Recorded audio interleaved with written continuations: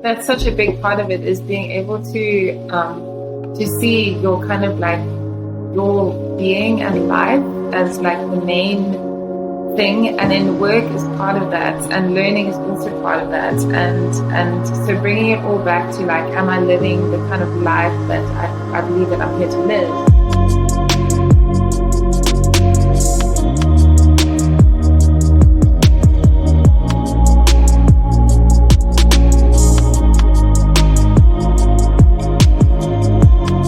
Welcome to the Workable show. I am here today with Tegan Phillips. Just a little background. There are too many words and ideas to describe what Tegan does as both a professional and an amateur at heart. However, she's an adventurer, an author, a cartoonist, a cyclist, an advocate, an entrepreneur, a speaker. Some of her more daring adventures include cycling through Spain, traversing Africa on an 11,000 kilometer family bike trip, which is crazy. Completing the equivalent of 10 IronMan triathlons across New Zealand, most recently preparing for a world record attempt at cycling from Cairo to Cape Town, which happens in October of this year. Tegan is also a prolific author, a cartoonist, collaborating closely with global brands like Giant, Liv, Strava, Komoot, among others, while also appearing at national speaking events like TEDx and more. Professionally qualified as a legal expert or a jurist, which you can tell us a little bit in a moment, Tegan. Tegan has refused to settle for a mainstream career, instead opting to follow her heart and gut as she journeys towards finding her own unique expression of what it means to build a career and make a living. I've met Tegan on a random bike trip a couple of years ago, and I was immediately impressed by her love for dogs and donuts, of course. No, it was actually her capacity for ideation, creativity, learning, and her unique interest in people that impressed me the most. So welcome, Tegan. We are super glad to have you on the show today. Thank you. Thanks for having me. Sorry, I need a coffee. Well, welcome. It's just such an overwhelming introduction, I guess. I was like, wow, who is this person? Thank you. You said it very nicely. That's not how I describe myself in my head. We're glad to have you. Where are you calling from today? Tucson, Arizona. And how's the United States? Yeah, this part of it is very warm. But otherwise, and everything's really big. It's just big. Like the cars, it's kind of like if you're driving in South Africa and there's normal cars, but if each car was just like 1.5 times bigger. Oh my goodness. I know you've traveled in the States. I have. Everything is big in the United States, from ideas to cars. So I wanted to ask you, we were talking beforehand a little bit, and you shared with me riding up one of the steepest climbs in Cape Town where you live, called Workable, a couple of years ago, almost 8 years ago. And I'm not sure exactly where you were in life, career and growth and things at that time, but cycling uphill, there were some specific things that you realized that kind of put you on a trajectory to realize a completely different career than what you initially set out when you were studying, I assume. But talk us a little bit through that moment in time that was so critical that landed you up to where you are now. Okay. So, setting the scene, I suppose I was in my final year of my undergrad, so kind of halfway through, or 2.5 years in.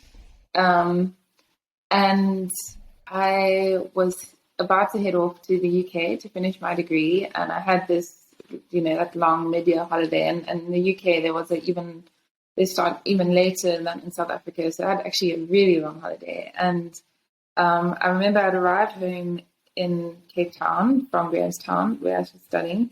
And the first night that I got home, my dad said, okay, you need to watch this video. It was about cycle touring. A guy, there's a film called Janapar that a guy called Tom Allen had made about his bike trip around the world. And I'd never, ever heard of cycle touring before. So it's like, I knew my dad did like the Argus and stuff, but then seeing this bicycle with like all these bags on it, it couldn't have been more strange to me than watching like somebody tap dancing on the moon. It was so bizarre, but also like really cool. And so that was my kind of introduction to adventure by bike. And a few days later, we had seen on Tom Allen's Twitter feed that he was launching this competition based out of the UK, where you could win his bike that he'd done some trip on, and all of his camping gear and that type of thing. And I thought, well, Dad, like maybe I should enter this competition, and then I can try win the bike, and I can spend this little holiday period that I have cycling through somewhere like the UK, or I kind of wanted to go to Spain. And he had said, it's just not, I think knowing my personality of being like, even setting up for this podcast, like I really just generally don't have my shit together. And I think he transposed that information onto this new situation where it's cycling on the wrong side of the road. I didn't even really know how to cycle. I'd been cycling for like a few months only, and I still couldn't really ride by myself. I would always go like sit on his wheel. I think he sort of did a situation analysis and thought that this was just a bit too dangerous. And so he advised me not to enter the competition, and I kind of just said, okay, fair enough. That sounds sensible. Mm-hmm. And then coming to the actual story now, the moment where everything sort of shifted is the competition was the entries were almost closed. And for the entries, you had to say what you would do with the bike if you were to win it, which, I didn't have any big, interesting ideas anyway. So I thought even if I did enter and say I want to ride through Spain, like judging by all the other entries, I wouldn't have a good chance.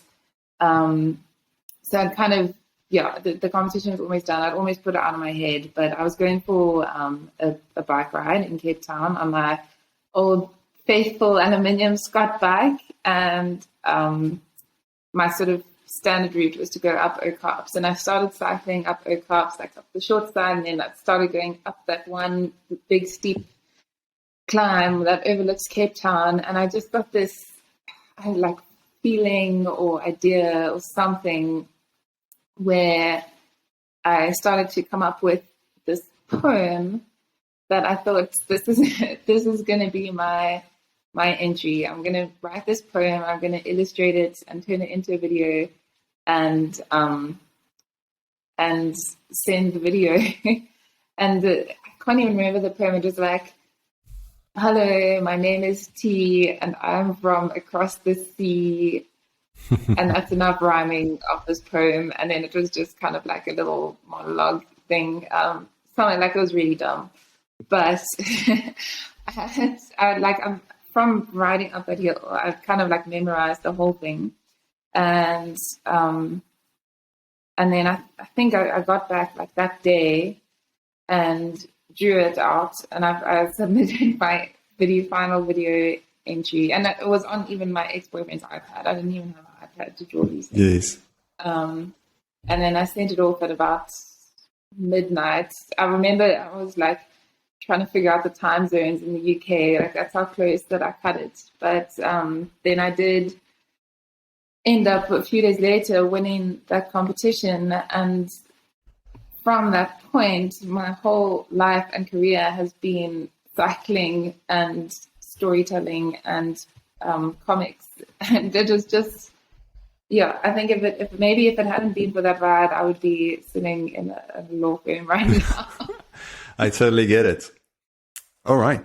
Okay. So, but give us just a short overview of your story. How has your story unfolded since then? That was a couple of years ago, but what were some of the big things that happened between then and now? And tell us a little bit about where you're finding yourself now in your career.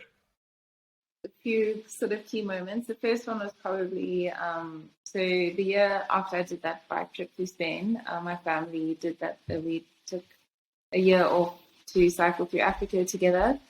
And I remember, I was kind of trying to decide, I've been offered a place at a law firm to say, okay, well, now what am I going to do? And towards the end of the year, I remember being at a campsite actually in Namibia, and my aunt asked me what my plans were for the year, and I said, I think I'm going to be a cartoonist for a while. And didn't remember like actually consciously coming to that decision before, but I think throughout the year, my parents, specifically my dad, had like really encouraged me. I think we had a conversation where he said, like, just give it 2 years, come live at home, we'll support you, just see if you can make this into a job. And if after 2 years it doesn't work, like you haven't lost much, it's like now's the time to do this type of thing. And then, so I did do that. After the trip, I moved back home. And I wanted to be a adventure cartoonist. So I immediately started applying for grants and things to go on adventures. And I ended up heading over to Wales to go cycle touring there. And while I was in the UK, I won another grant to go do this trip in New Zealand. And that was kind of like similar to what I'm going through now, where it was my first experience of some of the difficulties of working for yourself and trying to, I guess, like build your own path, because I essentially committed to trying to go for this particular outcome, which was doing these like 10 IronMan things in New Zealand. But I had absolutely no idea what I was doing. And what made it quite stressful, I think, was having like various stakeholders involved, support team, but also just like the actual financial sponsors and coaches and things that I just really felt like I was thumb sucking so hard. And obviously nobody likes to let people down. I don't know. I mean, you might have experienced this I know you've also done different things, and yes, from university where you just told, okay, this is your assignment, you do the assignment, if you meet these criteria, then you succeed. But when you have no criteria or no plan or nothing, and you're like, am I doing too much? Am I doing too little? Am I doing it the right way? Am I working fast enough? Am I working smart enough? And feeling like the answer for all of those things is just like, no, it's all wrong. So that was so I did the New Zealand trip and ended up, I met the goal, but I was super burnt out afterwards. So then I spent 2 years just trying to figure out how cartoonists make a living. And this was literally just a case of like Googling what's, different cartoonists, how they live and what they do, and seeing, okay, there's merchandise, there's commissions and things. So I set up a merchandise shop, and for a while I was going every Friday. I would go to the market with my little mugs and things and stand and just sell things until like 9 o'clock. And my dad helped me build these like all these massive white boxes that I now use to store my cycling equipment, to put the merch. So it was kind of, and then going and selling the stuff in shops, then going more onto the commission side, then dabbling back in the adventure space. The last 2 years has been a lot more cycling focused and learning how to work with brands and sponsors and become like more on the content creation side. But in summary, so I'm taking so long to answer these questions. But, the short version is it's just been very much, I don't know. Yeah. I love this. I love this line on your website when you talk about yourself in your bio. You said that you're doing all these things, living the life, going on adventures, being creative, while trying to figure out how to turn all of this what was the actual words, into an actual grown-up job. So, I mean, how do you feel now? Have you turned this into an actual grown-up job? Does this feel grown-up to you? Does it feel like a job to you? Like, how does it feel right now? I don't feel like I'm there yet. I think what is difficult for me at the moment that I'm really working on is that I feel like I don't really have a kind of set picture in my mind of like how I'm actually trying to contribute. I feel quite reactive at the moment, where I'm like trying to do this stuff for this adventure because I've said I'm going on this adventure, and I'm trying to create social media content because I enjoy it, and it's kind of like a commitment, and a lot of things that I'm doing are based on just it's stuff that I've committed to. But I think I'm trying to move to a space where I'm like, okay, my sort of contribution in the world is helping people to see things in a different way that's maybe entertaining or somehow that helps them feel better through being provided with certain insights or something like that. And I do that through, say, books or adventure talks or even merchandise. And then I can kind of have a gauge of success to be like, am I having this impact, and how can I have this impact even better by reaching more people, touching them more deeply. So I think I want to move to a space where I'm feeling more like I'm working towards this goal and having a better impact. And then the activities that I'm doing are kind of part of trying to reach that goal in the best way, as opposed to just, as I said, like being quite reactive. Just like, shit, I've got 500 things that are overdue, so I'm just going to like keep trying to do them.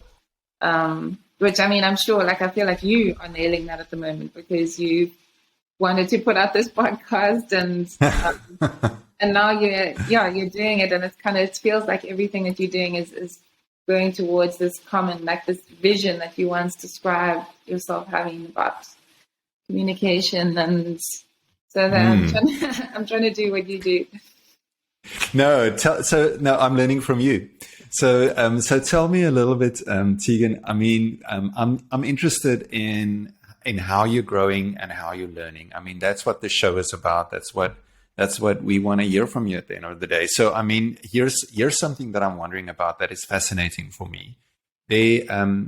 Some of us, if we are privileged enough to have had the opportunity to go and study or be professionally qualified, some of us are equipped with knowledge, and there are some things that we confident feel like we can do this. But then there are other things that we might end up saying, but I'm not even going to attempt this because it's out of my field of expertise, or I don't have the experience, or I'm not sure if I'll be able to be successful at it, or whatever our reasons are that we're telling ourselves. But it is true that all growth comes from doing the kind of things that we do not know how to do and just doing them at some time or another. So I'm interested to know, like, where at this moment in time, where does most of your own personal, and I want to say professional, because that's what you're doing. You're in a professional career, you're doing professional work, whether it's cycling, adventuring, creating, connecting with people. Where does your growth come from? Your personal growth and the things that you're learning at this moment. What is one or two of the non-negotiables in your life that are helping you at the moment to keep growing as a person, as a creative, as a business-minded person? Yeah, share with us. That's a really deep question. I mean, so for me, let me give you an example. So for me, to keep, so I'm mostly in my head most of the time. So reading, consuming content, that's one thing, but then also spending time with people and try and debrief some of the things I've learned on an abstract kind of academic level, and then try and putting some of those things into practice. That kind of trifecta of those three things and how they feed into each other helps me distill things that I know into things that I can actually do better at work or otherwise. But I mean, what are the things, because I know you're inspired by learning new things and you love learning new things because I know you a little bit as a person, but like what are some of the learning avenues that you have that you feel things that inspire you, help you to grow? I think for me, the way that my brain works, and that's something that I've kind of realized over the last few years, is that everybody's brain works so differently, and you really have to accommodate your own brain style. And that's not even just like learning type words, like people visual, audio, whatever. It's like really, for me, like I see the world in like a very zoomed out way, which means that, so I struggle a lot with small details that I can't trace back to how they fit into the bigger picture. And when I'm overwhelmed with a lot of details and I don't have a sense of the bigger picture, they not only seem kind of meaningless to me, but I also just get like quite panicked. So something that's important for me in terms of like progressing and all of the things that I want to progress in is constantly trying to reconnect and bring everything back to that bigger picture. So I spend hours every day, every week, just sitting with my notes. And I've got kind of, my notes on my laptop link all the way back to like, what is the meaning of life? And then what is the my goodness, that's super existential. It's I think if I don't understand why I'm doing something or why something is happening, then if there's no reason, then I feel like, then why must I do it? Or what? Like, and if there but that makes 100% sense. Like to fit that into a framework of how this contributes to the bigger scope of things. Yeah, exactly. Otherwise, I mean, I think it's so easy to just fall into a pattern of just doing stuff because it's what you've done before, because it's what you expected, and I just. But it doesn't necessarily move the needle of progress. Yeah, exactly. And sometimes it's almost like those behaviors are actually having some kind of negative impact that we don't even realize or see. Or so. I mean, the danger of constantly analyzing in this way is that sometimes you do have to just have a bit of faith that this is going to fit into the bigger picture somehow, but you don't know what that is yet. And that's one of the things I'm really working on at the moment is not needing to have that bigger picture for like everything. Like, what am I having for breakfast? Exactly. Like, how does this? I find myself sometimes I'm struggling across, or I'm stumbling across something. Stumbling across something on the internet that is super interesting, but there's no reason for me to spend my time on it or attention on it. But then I do it solely for the reason that it is just super interesting to me. And I end up learning something that has absolutely no professional value to me. And I can't tell you how many of those things ended up shaping my career at the end of the day to where I am now, completely a degree or 10 off from where I was supposed to go just based on my tertiary education. So yeah, I agree. Like, spend time on the interesting things and they might lead you somewhere. Yeah, absolutely. And I think that's such a big part of it, is being able to see your kind of like your being and life as like the main thing, and then work is part of that, and learning is also part of that, and so bringing it all back to like, am I living the kind of life that I believe that I'm here to live, and then everything, so whether it's relationships or, as you say, like just relaxing or having fun or doing what your brain wants to do, and then work as well, like they all are equally or in their right balance part of that, as opposed to, I think it's so easy in the modern world to just see everything linked to like some kind of conventional progress. Yes. So obviously I'm interested in what you are learning now. If you think across everything that makes you, or if you think of everything that is making you capable at the moment, the abilities that you have, whether it's something that is just innate to your person or things that you've learned, whether formally or informally, all the skills, what is the one emerging skill or the thing that you're learning right now that will potentially benefit you in the future? What in the world of learning or in the world out there fascinates you now the most? I think the one thing that I'm working on or quite interested in at the moment is the way that everything in our life is sort of the result of the decisions that we make. So we make decisions, and the decisions become actions, and then the actions become our lived experiences, and then they have consequences, and then those consequences become the things, the new situations that we have to make decisions about. And so I became lately super interested in what is the kind of mechanism that informs the decisions that we make, and how do you influence that mechanism to make better decisions? And from what I kind of was reading and thinking, it's decisions are, you're in a situation, you have this information or that you perceive, and that runs through a set of filters in your mind of what's good, what's bad. It runs through your whole belief system, and then the output is a single decision, even if that decision is not to do anything or not to have a conclusion. Yes. But so I realized that like pretty much everything in our life is a product of these belief systems that we have. And so often the reason that, or what's really, I think what's really interesting is the way that if you have a particular belief about something, then whenever you are in a situation where, say, this information comes in, it filters through that particular belief, your decision is going to be the same. Your brain is going to say, okay, this thing is bad, so I'm not going to do that. So it's kind of like a very straightforward process, if that makes sense.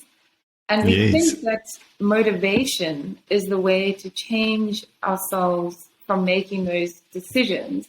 So say it's, trying to think of like an example where, so say you always wake up late, or something that's probably a terrible example, or say you always perceive yourself as being a victim.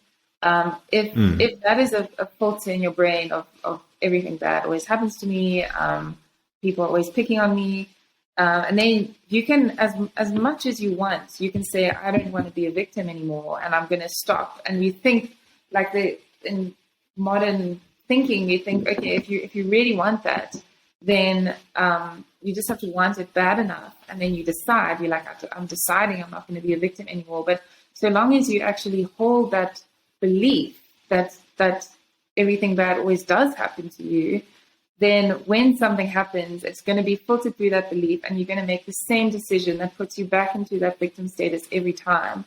So exactly, I started to try and stop trying to change my life by like wanting things to be different, and more by trying to take stock of like what actually are all of my kind of beliefs that I have about myself and about the world, and which of those beliefs can I maybe change. So I've got a list, a very long list, and I'm trying to work through like, I think, these are some things that I do subconsciously believe, and maybe here are some better beliefs. That's what I'm working on and learning at the moment. All right. So one last question. We are almost out of time, but so next steps professionally for you. Tell us about what's next. What's next for you? What big dreams are you still dreaming? What does the future hold for Tegan? I think that these are really hard questions that you're asking. But I mean, really, really good questions. To be 100% honest, I haven't given much thought to what happens after Cairo, because it's just been so all-consuming. However, I do kind of envision the next 10 years. I'm turning 30 this year, so now I've got this kind of 30 to 40 block, which I'm feeling a lot of pressure. Like, this is supposed to be your make or break career years, where you really, like, you've experimented, and now you actually do your thing and try and establish yourself. So I'm seeing these years as being quite work focused, but also quite lifestyle focused. Like, I think I would really love to travel, like join up with these remote working communities and really just like enrich myself in terms of the sort of professional communities that I'm hanging around. So going and finding people who are doing interesting things and actually living with them and adventuring and really trying to, like, as freelancers or as a freelancer, we always talk about, we've got all this freedom, but I think it's sometimes you forget to actually use the freedom. So yes. I want to, like, if I'm going to give up the security of like a regular salary and office and all of those things, then at least I want to go fucking like skiing every weekend or something. Sorry for swearing. But yeah, so I think just travel and work and really, really trying to yeah, like have an impact, like figure out what it is, the best way that I can serve people, and then trying to really, really throw myself into that type of service. Yeah. Well, I'll definitely be supporting you from the sides. I'm cheering you on, whether it's on the bike or otherwise. Thanks so much for coming on the show. I really appreciate your time. And we'll be sharing all your details in the description where people can find you and join you on your cause and support you as well. But it's been such a pleasure talking to you today. I appreciate it so much. Yay, thanks for having me.